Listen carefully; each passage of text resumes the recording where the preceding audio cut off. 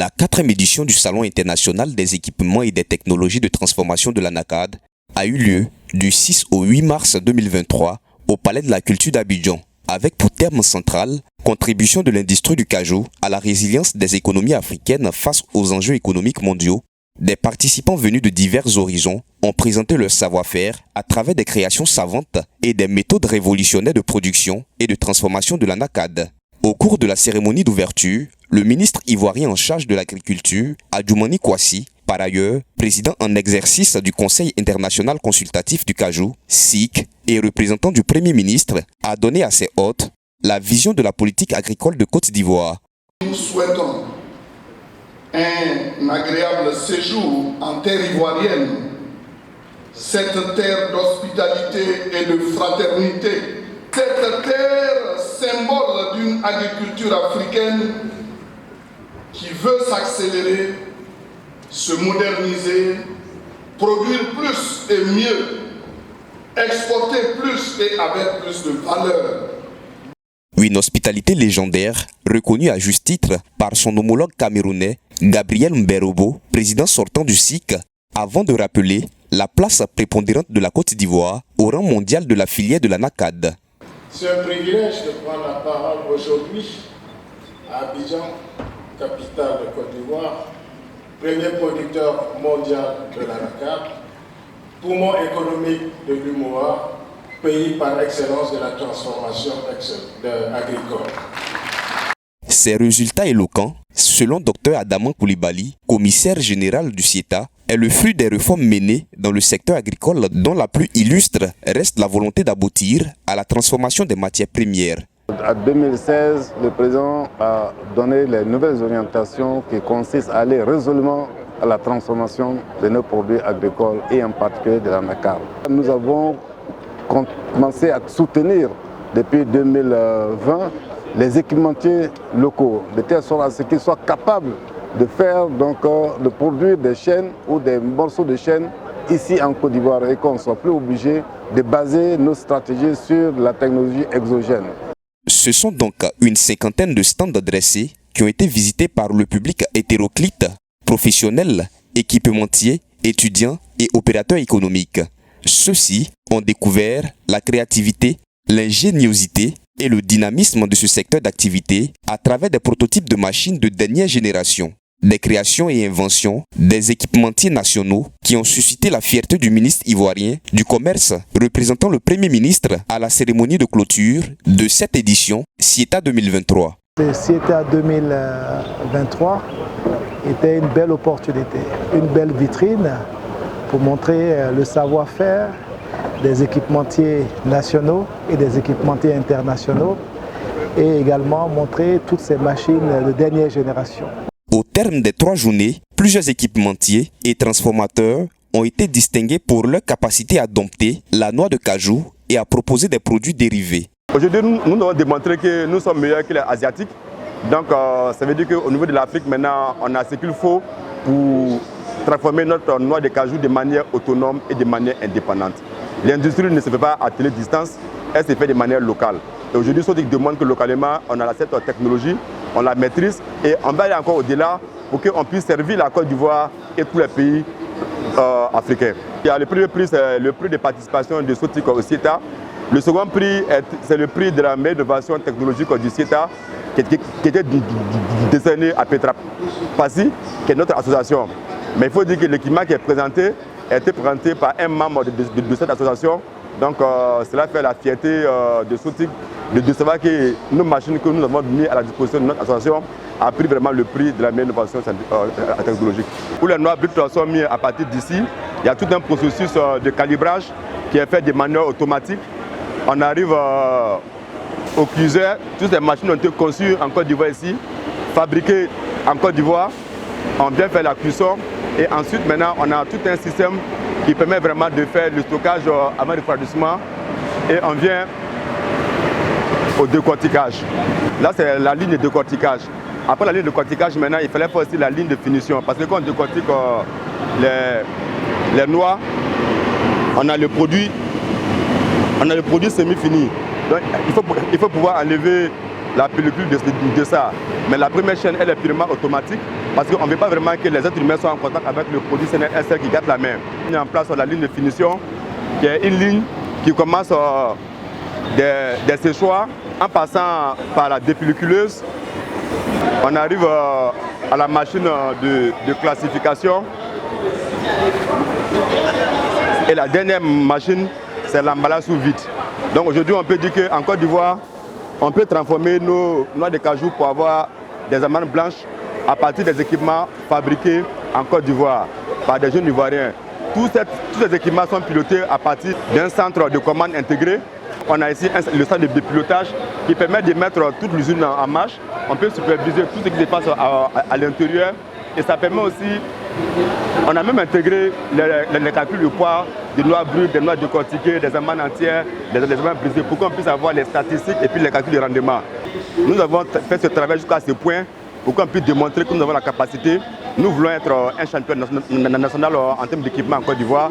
Nous avons la capacité et nous pensons aussi qu'il est temps pour que l'État ivoirien puisse vraiment nous accompagner et nous donner un coup de main.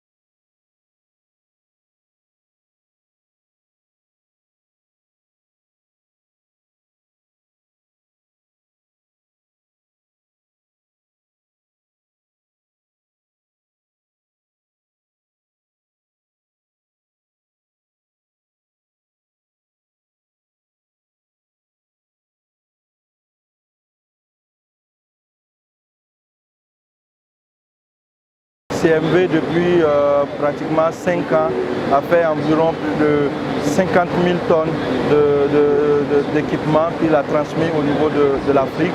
Et CMV aujourd'hui a pratiquement couvert, je dirais, l'Afrique avec des prestations dans les usines, notamment au Bénin, en Côte d'Ivoire, au Burkina, au Mali. CMV va au-delà de ces pays pour les accompagner, pour les permettre vraiment de booster la transformation en Afrique. Je vois comment les centres sont achalandés, ils sont riches de diversité.